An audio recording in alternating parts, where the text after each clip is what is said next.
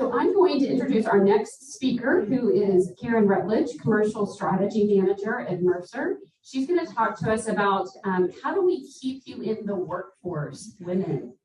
Karen is a commercial industry strategist for career products at Mercer. She works closely with clients in the energy and retail industries to gain perspective on how to enhance future career products to align with each industry's needs. Before joining Mercer, Karen served as an insurance and risk manager for a Fortune 50 oil and gas company and a client relationship manager for a Fortune 250 insurance company and broker. She is a World at Work member and has been a guest presenter on workforce trends in the restaurant and C-store industry and has written several points of view on the retail industry. She earned her MS in Human Resources and Training from Amberton University. And at University of Texas, Erin earned a BA in Government and Politics. Welcome. Thank you. So you remember me saying I was a chameleon, so I'm not going to really tell a lot about myself. Went through it. So as you can see, you heard about a lot of different job titles. So that's me. I'm kind of switching. So now I'm at Mercer, which really is an HR consulting firm, and so what I really want to share today is a population. It's kind of data heavy. So if anybody needs to stand up before they fall asleep for the great lunch, please stand up. If you need to walk around the room, please do so, because the data might be a little intense at times. But I think it's important to understand these data points because we hear a lot that's going on in the world. And when you see a number thrown up, some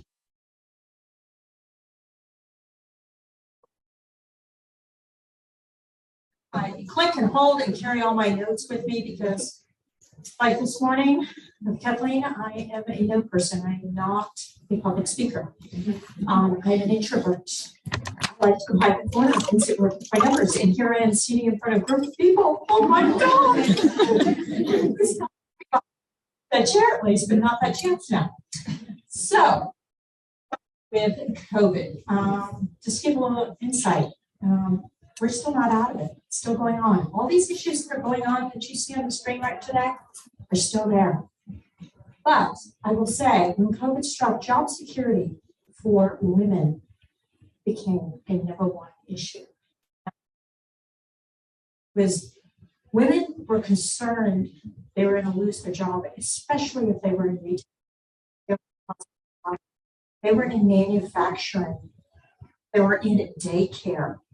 The only group of women that really were not impacted were nurses. But guess what they had to do? Was I going to live tomorrow? So job security was very important during this time.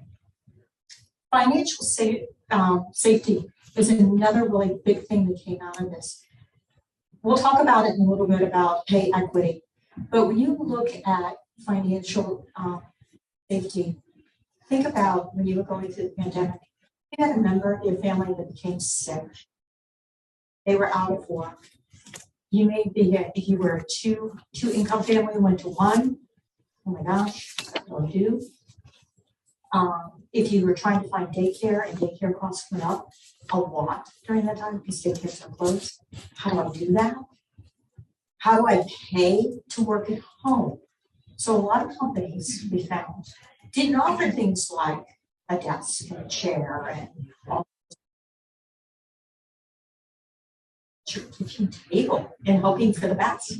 So that became important, the money piece of it. And then the double caregiving work.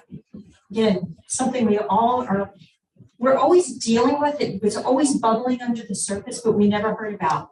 So we knew that as mothers, we had to take care of kids. We knew as our parents got older, that became something that we did as But what we didn't really start to think about is when you had multiple members of your family that were sick and you were trying to do it all at one time. So it's pretty significant. So thankfully, as a result of COVID, what we did find was people started to think a little bit differently. And this for me is a very exciting time in my job. I will say my job, I thought it was going to go away in COVID because I thought, oh my goodness, no one's.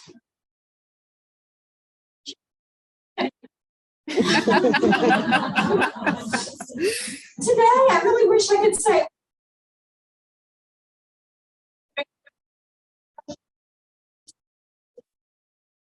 Like we are in a whole new world at this point, and we're all kind of feeling it together. So all your questions that are coming up, it's like, let me think, what would I do? Okay.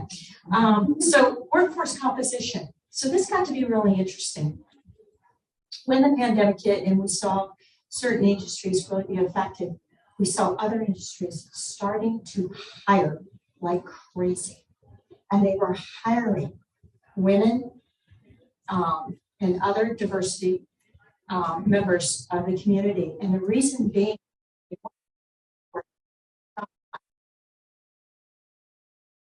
they didn't know it was coming yet. But guess what? The Great Resignation is the term, or the Great Rethink, however term you want to use it. Most of the organizations knew something would happen, but they didn't know what it was. So if they could swipe that talent off the street now and put you in a job, it might be better for them. Equity. Oh, this is we don't talk about this, right? Most organizations today, if you're in a Fortune 5, you hear the term. We'll talk about it a little bit later, but the action is really kind of a little slow. But what we did find that what was happening is it gave companies that were trying to work on the pay equity study the opportunity to look at their data and say, made a lot of money, and they're a big expense line to my organization. Here's a way to solve my pay equity problem between men and women in the same role. My organization is to lay off people. So that's the first approach that they kind of took to it. Thankfully, organizations continue really, in the last 6 months, pay equity thing has become more important than ever. And then, of course, flex work. We've talked about this on the panel, but let's face it, until the pandemic hit, that was not a term we ever heard about. We did hear about it in the energy industry because they had things like summers off, summer Fridays off. They had 410s, they had 980s in the nursing field. So they had these different things out there, but we didn't really call them flex jobs the way it worked.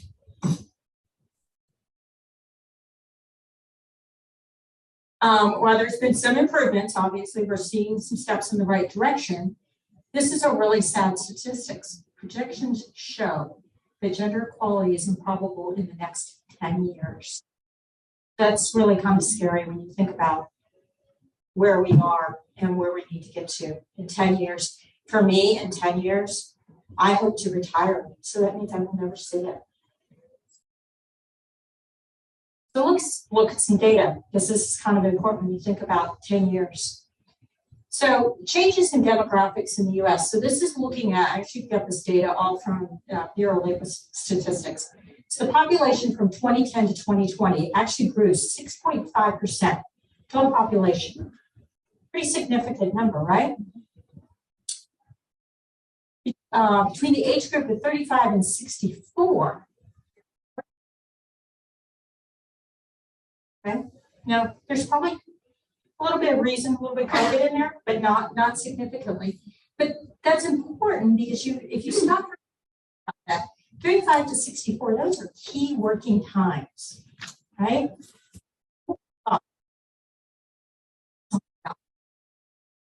And then,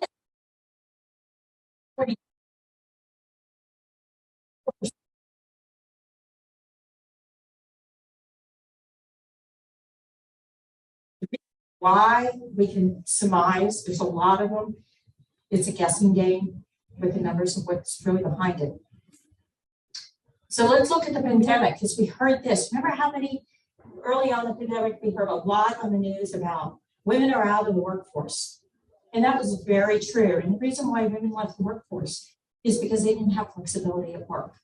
They had to they didn't have a place to keep their kids. They had to homeschool. They had somebody who was sick. They just could not balance all of it.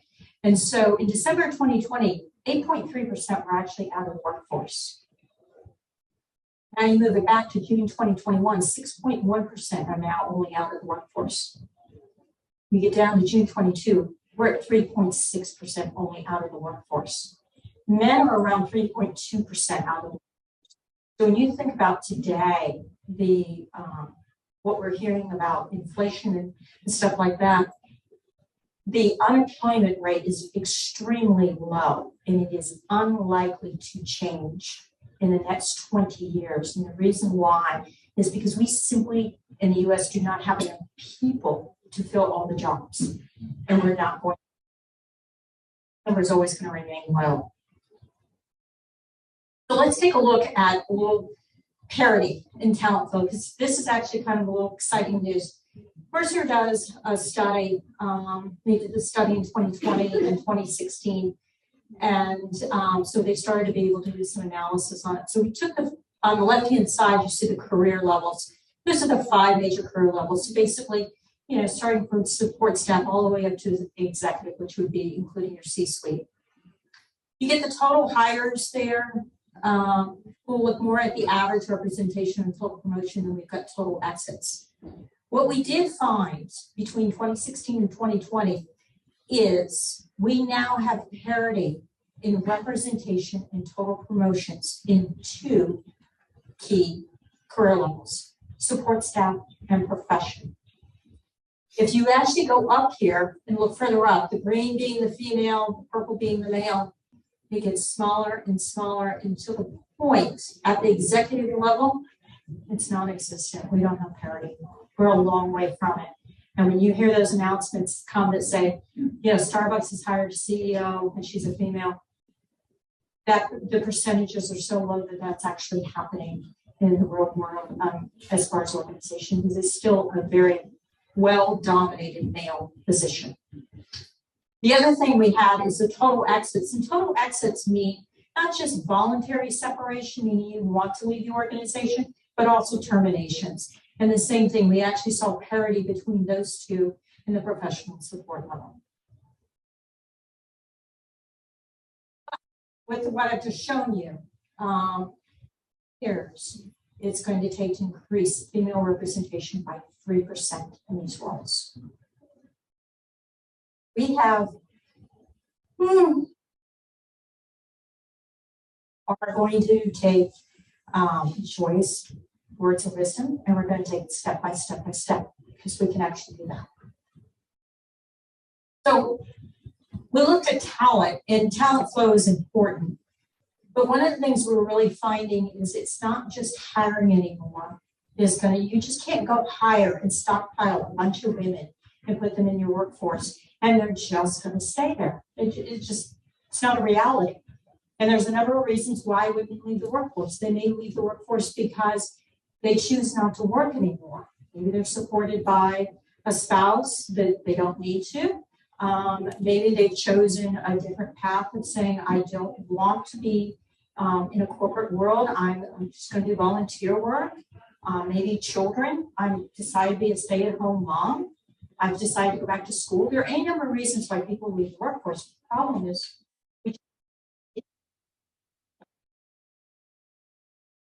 so one of the things that also drives women to leave the workforce, quite honestly, is pay equity. I can say in my career, there are people on my team that are male that make more than I do, and I'm their leader. And you know, my organization is as strong as they are in HR consulting and all the things that they need to fix. It's a slow fix, and the reality is that what I hear is, well, he's been here longer than you. We know that just doesn't set well. And in today's world, you can go find a job somewhere else, and you can actually make, I mean, people are getting offers of $30,000 more, so they're going to hop to the next, bring back. But let's look at some data just to see where the pay equities really lie.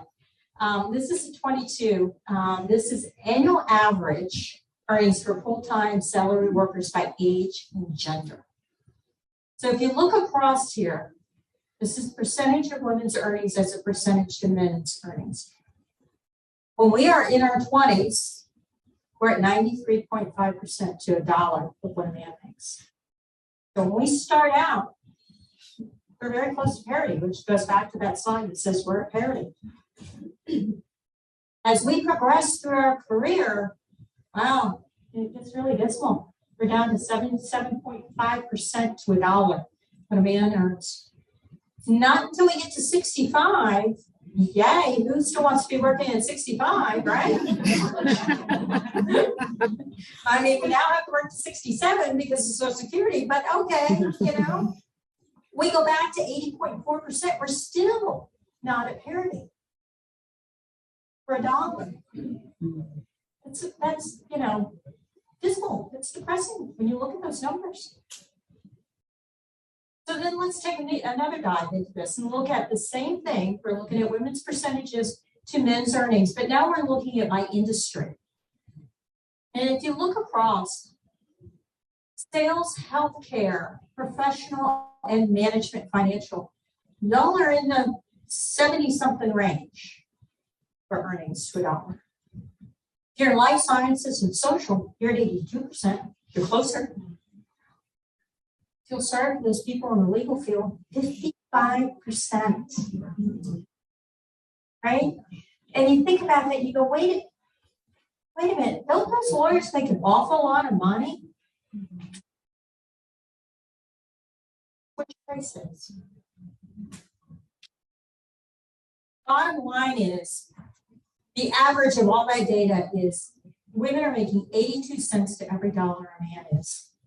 When I started my career a really long time ago, it was 80 cents. So in 30 years, we've moved 2 cents. Okay? Woohoo! We're making strides. But the reality is, we do have the interest of the C-suite now. They know pay equity is top of mind. They hear it all of the time. And it's incumbent upon us to continue to bring it up and make sure they go to their board and they say it. They put it in their perspective and they say it. You have to hold the feet to the fire. They've got to be committed to do it. Robust data analytics is key. We work with a lot of organizations that really come to us and they say, I know that I'm not paying men and women the same, but I don't know even where to begin. And you've really got to sit down and start looking at the data points. And you may actually find in some organizations, we found there where some jobs, some women are actually getting paid more than men. And in retail, we do find that because it's a industry historically. So a lot of times men are paid less. Then of course, making a plan is always important, but it's actually taking the action on the plan. Oftentimes we see a lot of people make a plan. So we've talked about pay equity that keeps you out of the workforce. Here's the other thing. And we've talked about this and sitting over there, voluntary benefits. We talked about this as well this morning, is the holistic needs of women. It's health, financial awareness, and caregiving needs are all a part of their life. That's what makes us all up. And here's some other really scary numbers. So how organizations are supporting women in health. I'll start with the low number.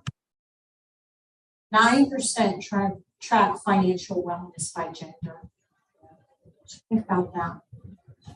They don't understand if you put money in your 401k.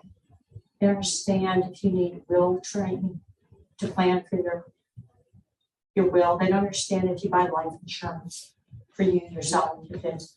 I don't know. You only offer 9% of it, or 9% are looking at that number. Only 25% are tracking gender-specific health needs. Now, we suspect this is going to jump drastically the next time we do the study, and the reason why is because of the Dodd's decision. Our organization, when Dodd's hit, became the most talked about thing of what are we offering to our women today?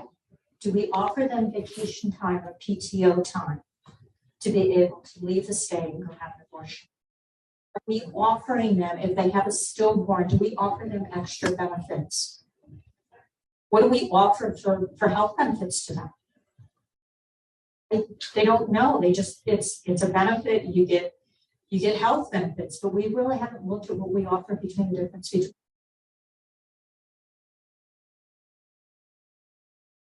So here comes changing the energy into action. So from an organizational perspective, I'm actually going to start at the top and then I'm going to jump to the bottom and then I'm going to go to the middle just because that's kind of makes sense, right? Even though it's a hierarchical needs, we talked about this morning, the needs are revolving, so it all goes around. It's not just a pyramid. So as I mentioned, 43% of executives are reevaluating the importance to employees, including revisiting really what the value prop is.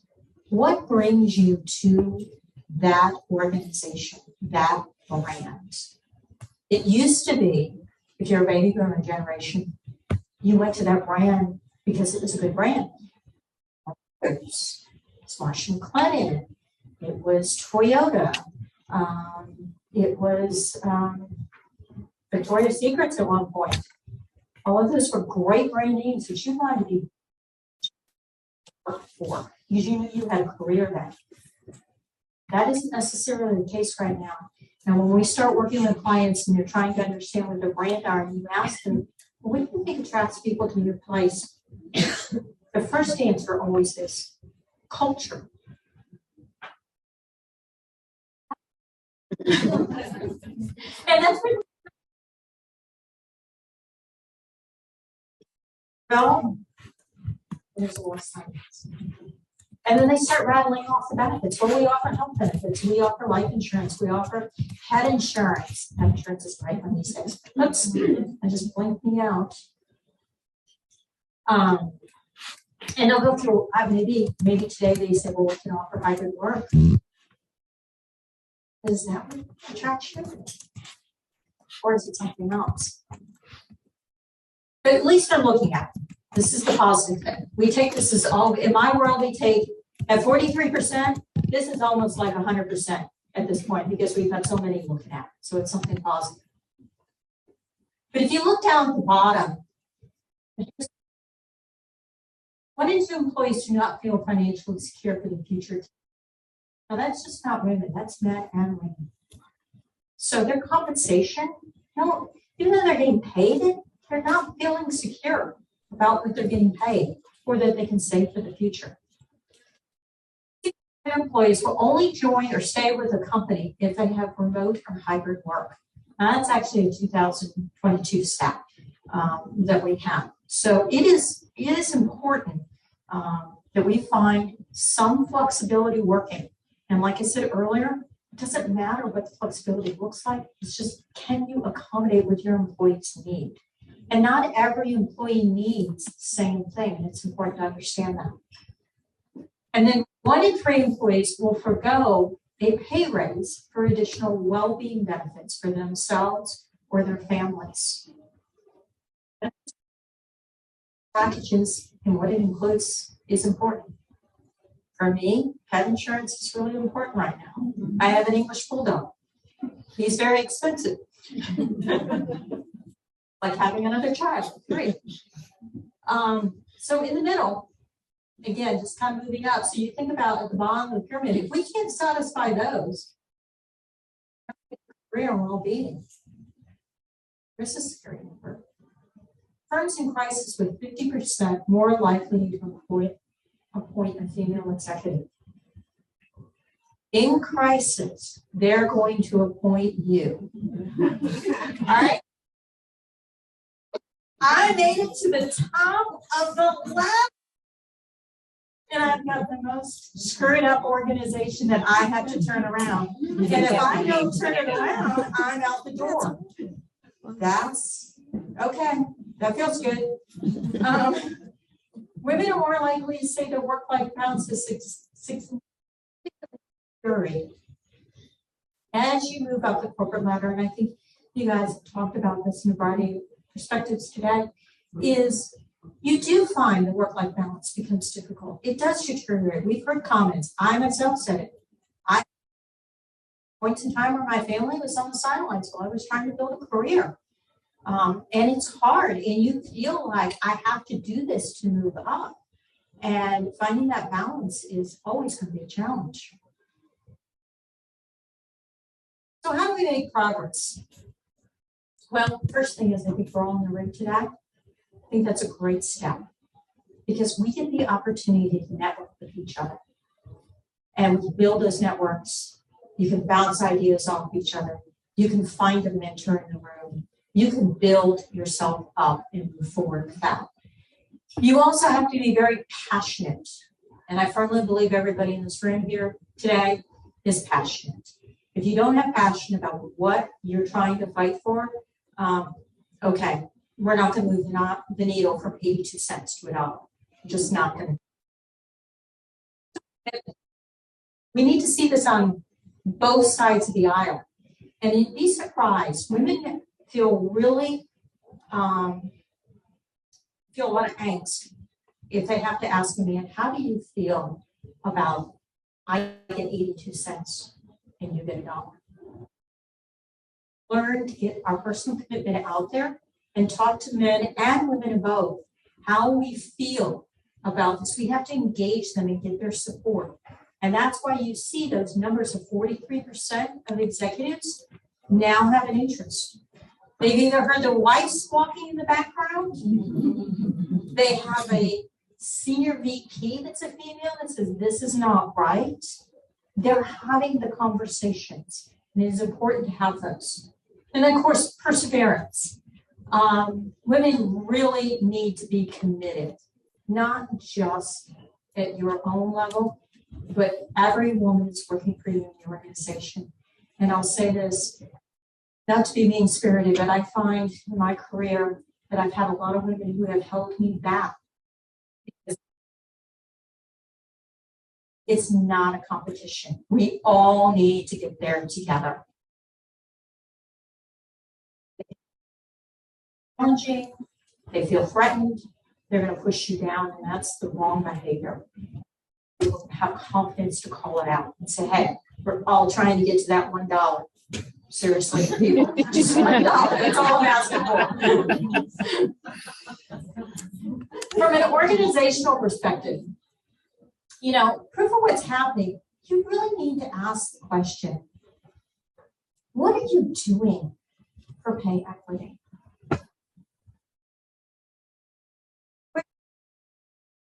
What am I making?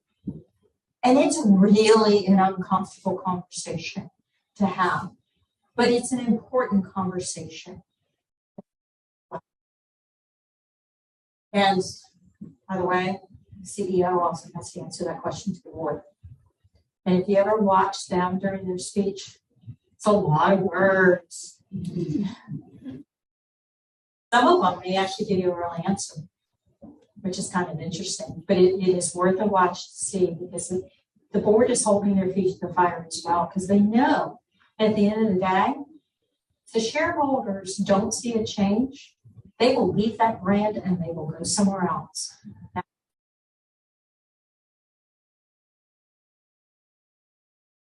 You need to really understand what your talent practices are. How do you get people promoted?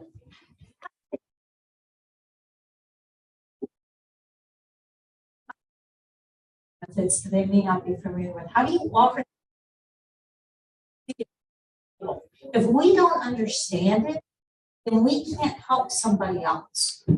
That's important within an organization. And then obviously programs to support. This is a great example of supporting women.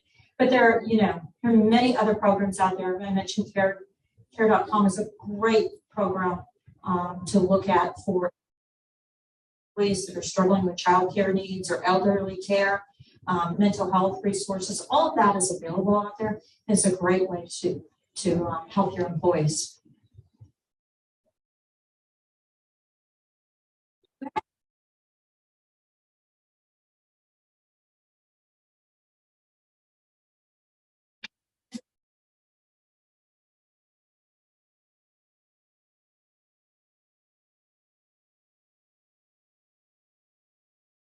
Women into how to navigate those conversations with the senior leadership about pay equity, about asking for that additional compensation, be it coaching or whatever it may be. And so, do those exist? How do we go about that? How do we find them?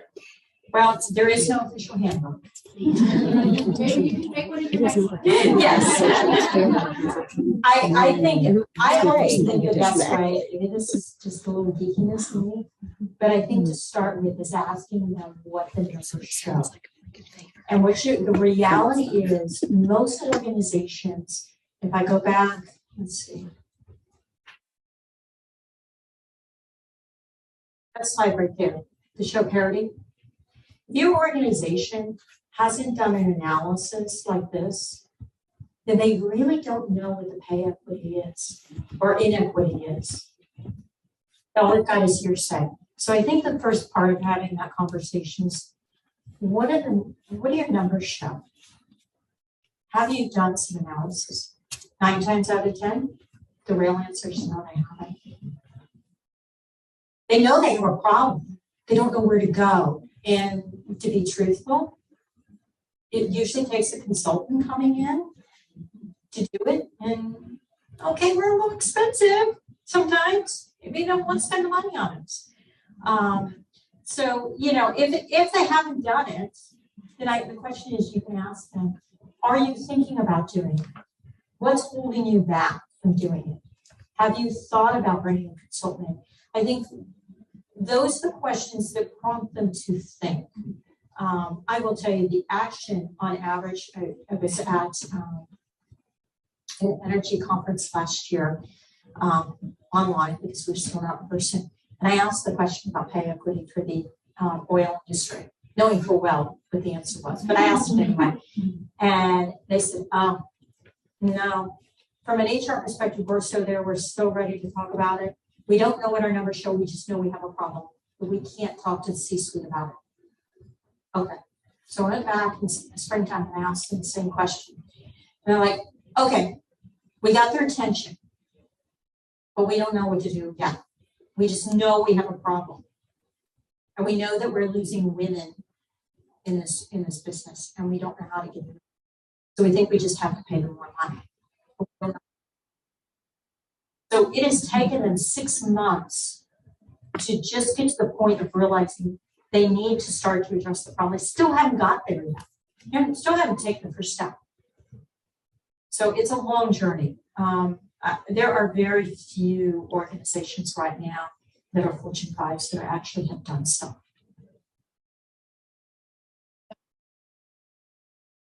For that person, I think the next part is the negotiation skills. Like, I don't know what I don't know because I'm not a man in the room to know what these conversations sound like and what it is that I can negotiate. And obviously, I think it'll look different now that it's kind of a new COVID world. But I think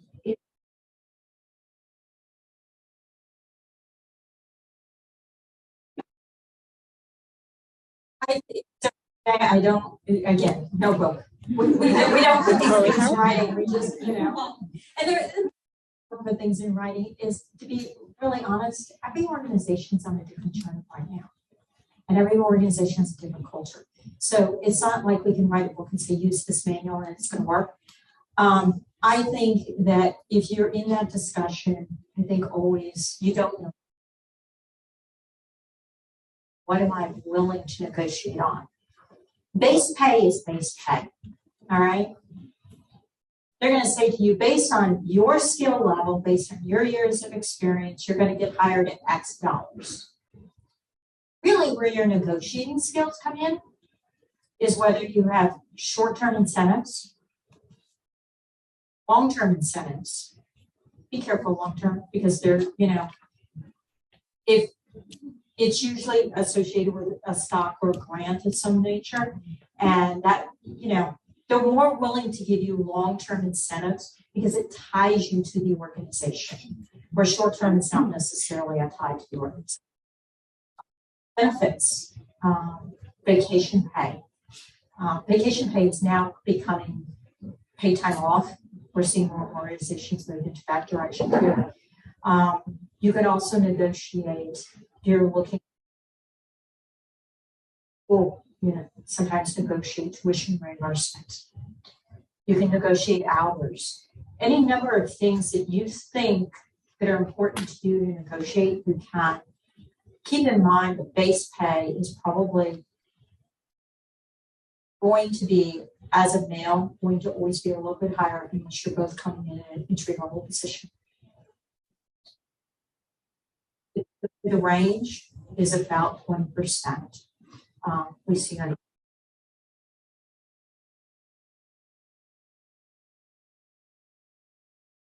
either or. How do you not just get completely discouraged by the statistics that you put up here? Let's see. How do I How do I not get dress up? Should I discouraged get- by the statistics? But how do you gear up knowing there's still so far to go? And not just saying. I think probably the biggest thing is I see the needle moving. And what you really have to do is look at where the needle's moving.